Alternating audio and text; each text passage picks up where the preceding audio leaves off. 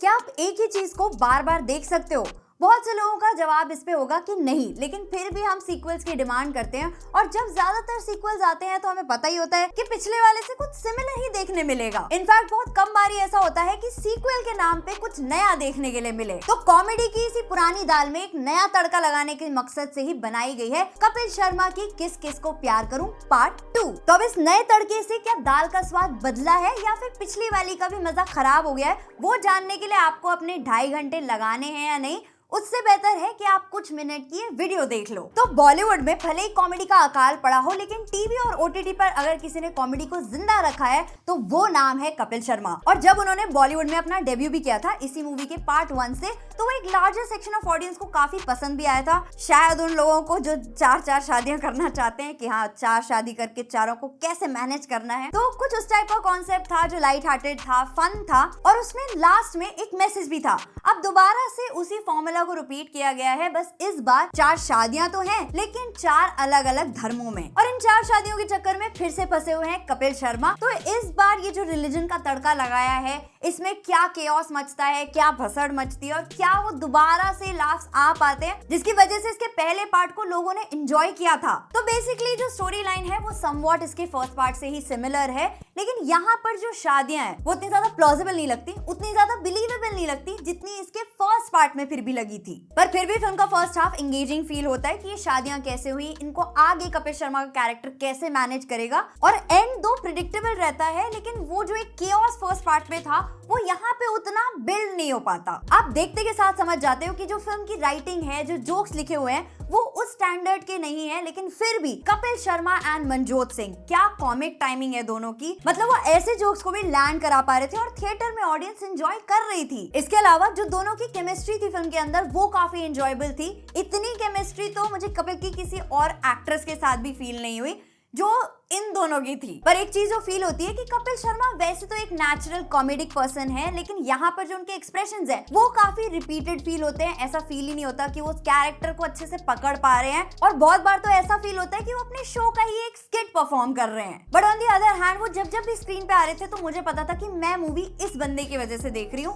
और सिमिलरली मनजोत सिंह, जो भी उनका परफॉर्मेंस है मूवी के अंदर, वो आप देख सकते हो कि भाई ये अगर बंदा स्क्रीन पे है तो एंटरटेनमेंट आपको जरूर मिलेगा। बट ऑन द कॉन्ट्ररी, जिनसे मुझे उम्मीद थी, जेमी लीवर जो पार्ट 1 में एक मेड का कैरेक्टर प्ले करती है और वहां पर उनका कैरेक्टर बहुत फन था, यहाँ पर उनका कैरेक्टर पता नहीं इतनी ओवर एक्टिंग क्यों कर रहा था, इतना ज्यादा लाउड क्यों हो जाता है, जिससे मैं तो बिल्कुल भी कनेक्ट नहीं कर पाई। इनफैक्ट मुझे ऐसा भी फील हुआ कि उनका कैरेक्टर इररिलेवेंट ही था। इसके अलावा जो 3-4 एक्ट्रेसेस हैं मूवी के अंदर, उनका काम बस ओकेश फील होता है, लेकिन आपको सरप्राइज करते हैं। एक तो असरानी सर का परफॉर्मेंस और दूसरा सुशांत सिंह का परफॉर्मेंस, दोनों को स्क्रीन पे देख के आप एंजॉय करोगे। इसके अलावा जो मूवी के गाने हैं वो भी ठीक ठाक है। बस एक गाना जो अचानक से बीच में आ जाता है, जो मुझे लगा था कि एक्चुअल में फिल्म के एंड में होगा, वो था हनी सिंह वाला सॉन्ग, जिसका प्लेसमेंट मुझे ठीक नहीं लगा। इसके अलावा एक चीज जो मुझे मूवी की अच्छी लगी कि किसी भी रिलीजन या किसी के भी सेंटिमेंट्स को कहीं पर भी हर्ट नहीं किया गया है। बहुत ध्यान से और बहुत देखभाल करके ही डायलॉग्स को लिखा गया है, सीन्स को लिखा गया है, तो वो एंजॉयबल भी रहता है और वहीं पर मूवी एक सटल मैसेज भी दे जाती है। एंड सिंस ये थोड़ी इलॉजिकल कॉमेडी मूवी ही है तो इसमें सेंस ढूंढने की तो कोई जरूरत नहीं है।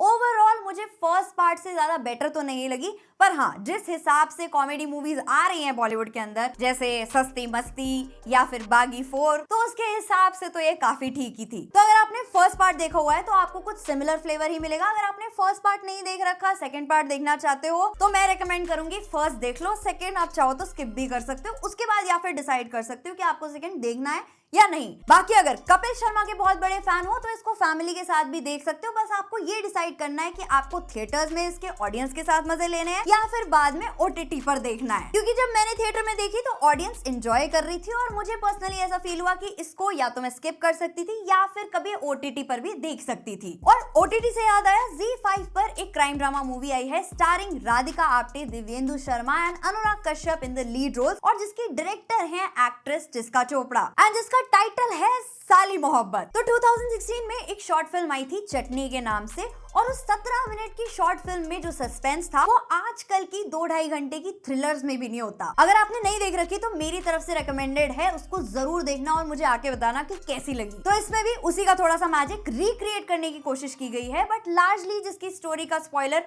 खुद इसके ट्रेलर ने दे दिया था। बट स्टिल जिस तरह से फिल्म स्टार्ट होती है एक टेंस एटमॉस्फेयर क्रिएट होता है और राधिका आप्टे के कैरेक्टर के अराउंड एक मिस्ट्री बननी स्टार्ट होती है जिसको आप धीरे धीरे अनफोल्ड करना चाहते हो। बट सैडली जिस पार्ट में सस्पेंस सबसे ज्यादा होना चाहिए था वहां पर ही ये मूवी लैग कर जाती है। जो एक कंटिन्यूअस टेंशन ऐसी क्राइम ड्रामा मूवीज में बने रहना चाहिए, फिल्म वो ही छोड़ देती है, जिसकी वजह से वो एक सरप्राइज एलिमेंट नहीं रहता और मूवी काफी प्रिडिक्टेबल बन जाती है। क्योंकि इसको देख के ऐसा ही फील होगा जैसे ये सब कुछ पहले से देखा देखा सा है। दो डिटेलिंग अच्छी है, जो परफॉर्मेंसेस हैं वो मूवी को एलिवेट भी करती हैं। राधिका आप्टे एकदम फ्लॉलेस फील होती हैं और उनके साथ दिव्येंदु शर्मा एंड अनुराग कश्यप भाई इतने नेचुरल, मतलब अनुराग कश्यप का तो अलग ही लेवल है। दो उनके कैरेक्टर को इतना प्रॉपर आर्क नहीं मिल पाती, लेकिन फिर भी जो उनके डायलॉग डिलीवरी है ऐसा फील होता है कि बस उन्हें एक बार समझाया गया और उन्होंने नेचुरली उस सीन को परफॉर्म किया है। इतना कैरेक्टर के अंदर घुस जाते हैं। और सिमिलरली दिव्येंदु शर्मा, मतलब मूवी की लास्ट में एक सीन है जहां पर ना उनका कोई डायलॉग है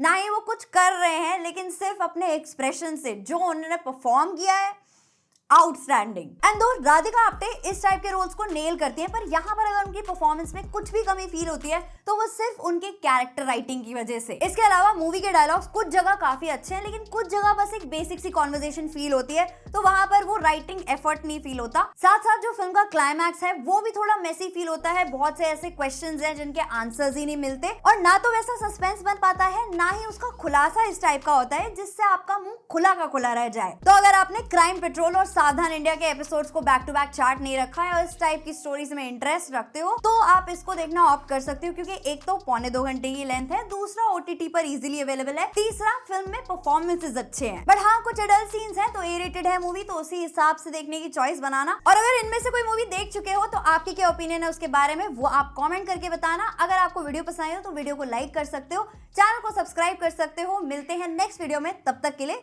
गुड बाय।